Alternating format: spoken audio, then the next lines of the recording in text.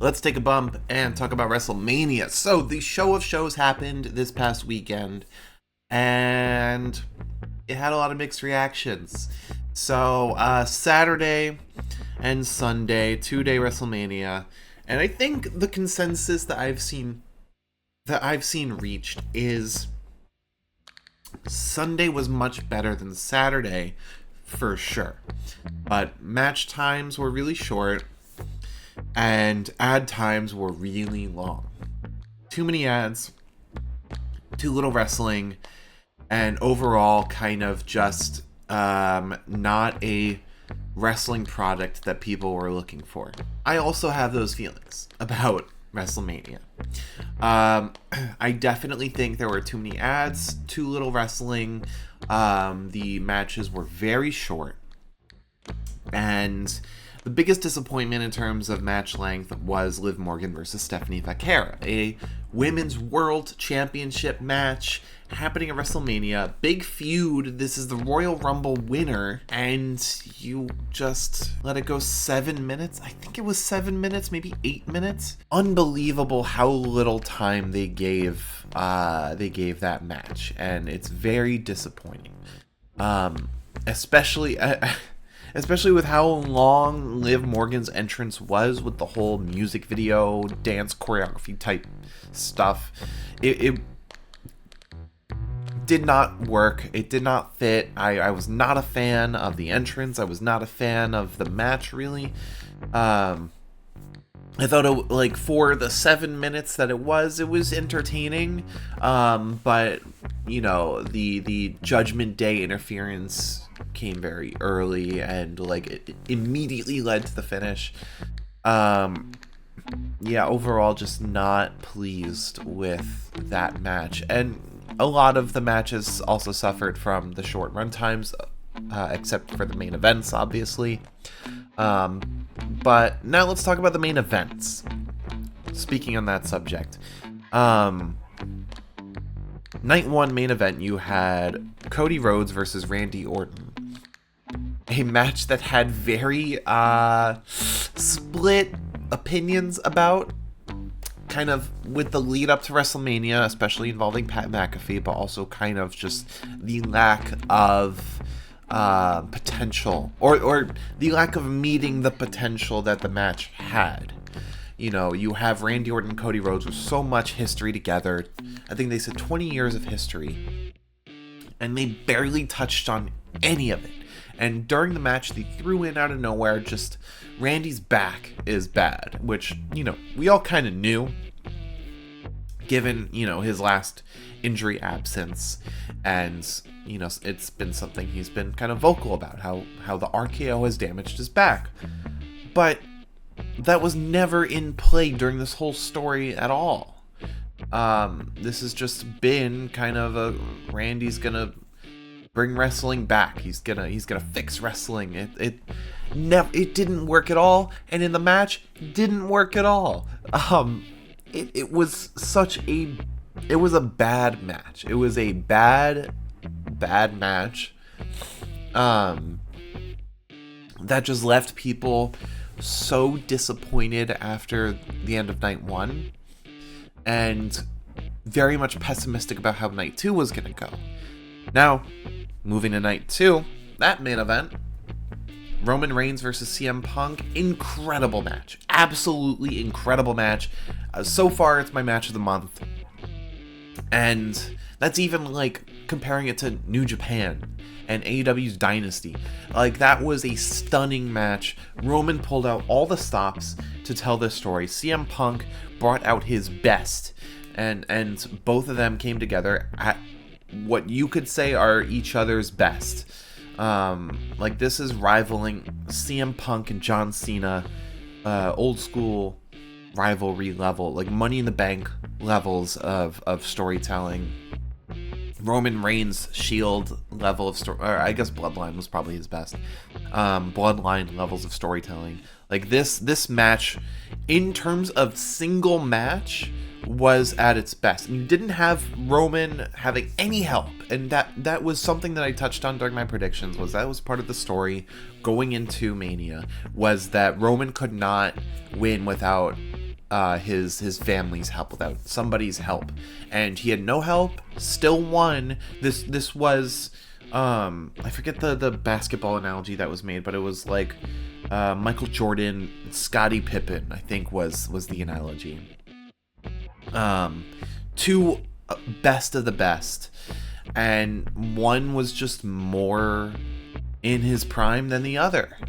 And that final swing that CM Punk gave, which didn't connect at all, while Roman just had a little bit left in the chamber, was enough to win the match. It was a beautiful story, a fantastic story that made up for, I wouldn't say entirely made up for the rest of WrestleMania, but it made up for a good chunk of WrestleMania that left a lot of viewers soured.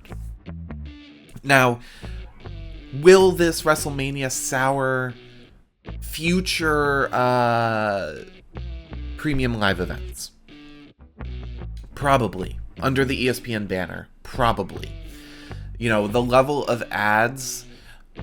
I think this whole WrestleMania soured people on ESPN, while CM Punk, Roman Reigns... I talk mostly about this match because what you end on, the last image of the event, is what people are gonna remember the most. You know, it's how people feel about it is mostly based on the final image, but that is detached from ESPN's side of WWE. So CM Punk, Roman Reigns is a testament to those performers and the producer behind the match, not so much ESPN. Now, any premium live event in the future after WrestleMania, people will, I'm sure, be soured on the presentation, the structure of these pay-per-views, and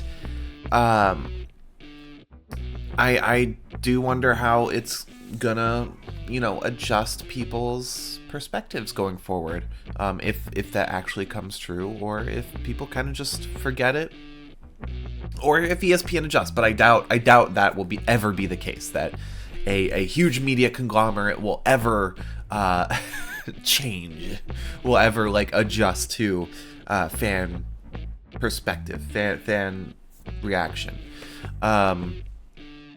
Now, talking about the rest of WrestleMania, because we've talked about the main events, we've talked about kind of ESPN's effect on things, but let's talk about the individuals. Let's talk about first Oba Femi versus Brock Lesnar, a match that I think was make or break for a lot of people in terms of this WrestleMania, because it would kind of tell whether WWE cared about storytelling and in the future, or if they just cared about big names and appearances.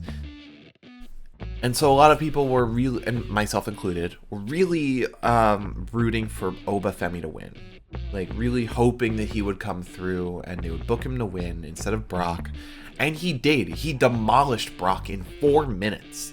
The entire lead up kind of threw go home math out the window, and Oba stood tall kind of the whole way through and demolished Brock. And Brock had a great retirement, left his boots in the ring and all that right after the match, and it made for a great opening to night 2.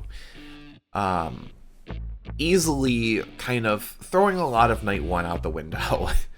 But I am very much a fan of how Oba versus Brock went. I got my prediction wrong, which I'm kind of happy about because I'm glad Oba won. So that was one of the highlights for sure of WrestleMania overall, especially of night 2. Another highlight to talk about is I Show Speed. Now, I'm not really a fan of getting these YouTubers, streamers, celebrities involved with wrestling. I'm fine with them, being personalities or having some kind of association, but less so in terms of characters in matches. And in terms of like how the story went, it worked. It was fine.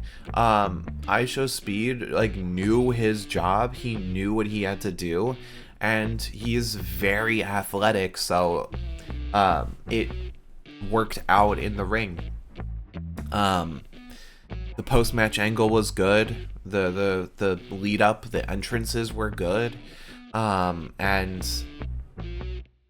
I do see this, unfortunately, as kind of a sign of what's to come, of just of WWE focusing more on popular names instead of their roster, you know?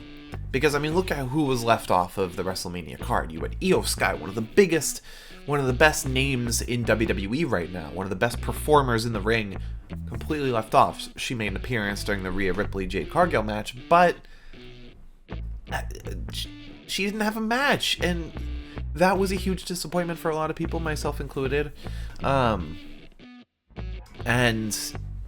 I really question WWE opting for like an Speed, someone who, has a big fan base and might bring that fan base to the product.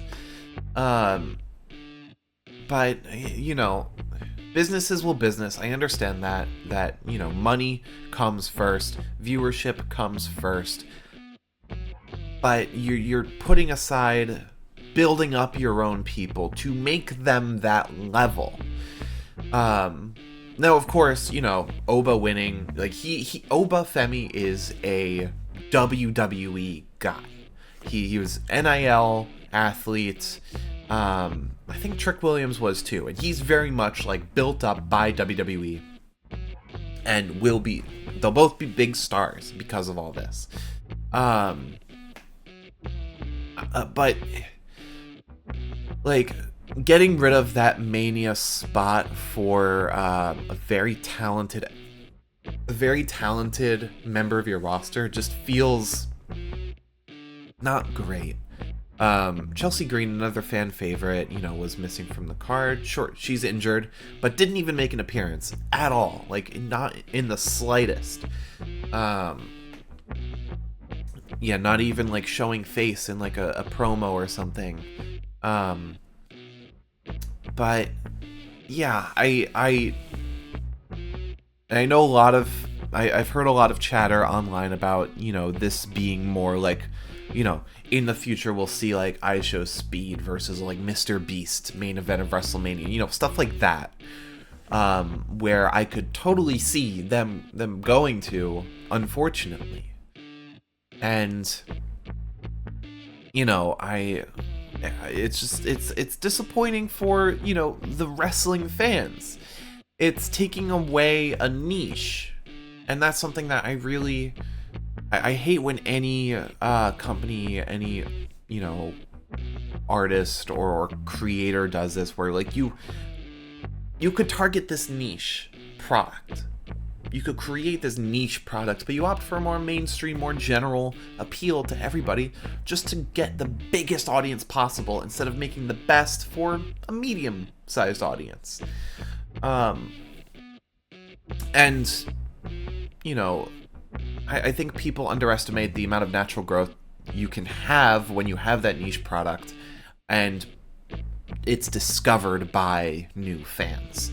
Instead of what WWE is trying to do, and I have, the Go Home on SmackDown open right now because I'm watching that back. Instead of having like Speed try to like bring in his fan base unnaturally, or like Jelly Roll, I just wish that WWE would just really dive into what they could be doing with the medium that they have, with pro wrestling. And I think even to an extent, AEW is not doing as much as they could be. You have this multi-million-dollar company, WWE, I think multi-billion-dollar company, and the amount that you could do with your product is just ridiculous.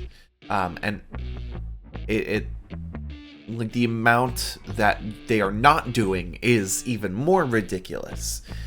One example of like from each company, AEW and WWE, of good examples of where they have used their medium the best, used their finances the best. WWE being back in the Attitude Era, Stone Cold versus Booker T in the grocery store, like that is a great use of the medium. And sure, that takes away from the live crowd, but what do you prioritize, in the live crowd or your television audience? That's a question for each company. With AEW, Hangman burning down Swerve's house. That is budget. That is fantastic. And it really it was unique, added so much to the story, and then that carried into more amazing uses of the medium, being their steel cage match. I think they had a Texas death match as well, and it's maximizing your potential, maximizing your capabilities in this medium. I look at movies because I'm a big movie person. I'm a filmmaker. I'm also a movie buff, and my favorite movies are ones that use the film medium the best. The ones that you have this endless amount of imagination, where like your limitation is literally it's your budget and your imagination. And so many big studios, billion-dollar studios, are not maximizing. Like, they have the budget, so they just need the imagination, but they're not pulling it from anywhere. And so you have all of these like big budget movies that just end up being so bland. And that extends to wrestling, because you have all this money, you have all this budget, and you're lacking so much imagination. So many storylines happening now are just they're bland. They are repeats of what's already happened. And all it takes is just getting more minds in the writer's room, dedicating a writer to, I don't know, Johnny Gargano and his story. Or a writer to, like, what's a bad story on AEW? Or somebody's story. Like, Chris Jericho returning, All it takes is just more brains locked in on the thing. Instead of a boardroom making it, have an artist make it. But I feel like I've diverted away too far from WrestleMania specifically and gone on to a whole nother thing. But talking about WrestleMania again, I am split on how to feel about it, because a lot of it was really, really, really bad. A lot of it was terrible. The ads, the short match times, some of the matches were just god awful. But you had a fantastic Night 2 main event. You had some great matches. You had some great storylines. Trick winning the U.S. Championship. Lil Yachty being in his corner was a great addition. Obafemi beating Brock, great. Fantastic. And Seth versus Gunther, one I neglected to mention this entire video, despite it being a very clear standout. That was a fantastic match on night one, probably the best match on night one, and I loved it. I thought that was the best match on night one, and just a great match overall. The 6-pack ladder match for the IC Championship, incredible. Amazing performers, great showcase of the talent, and in terms of predictions. We've talked about how I feel about things, but talking about predictions, I got a lot wrong. I did get right, I guess, Bella Twins winning the tag titles. Even though it was with Paige instead of Nikki Bella. I'm kind of just doing this off the top of my head. I got Seth winning wrong. I got Randy winning wrong. I think... Did I say Randy or Cody? I forget. I think I said Randy winning. And I got that wrong. I picked CM Punk winning, got that wrong. I picked Rhea winning, got that right. I picked Rey Mysterio winning, the IC title, got that wrong. Liv Morgan, picked her winning that, got that right. Oba winning, I got that wrong because I picked Brock. What else? What other matches happened? Drew and Jacob Fatu. I forget who I said for that. I think I said Fatu. I think I got that wrong. I don't remember. I don't remember how that match went. Yeah. I would say, you know, my prediction record is not very good.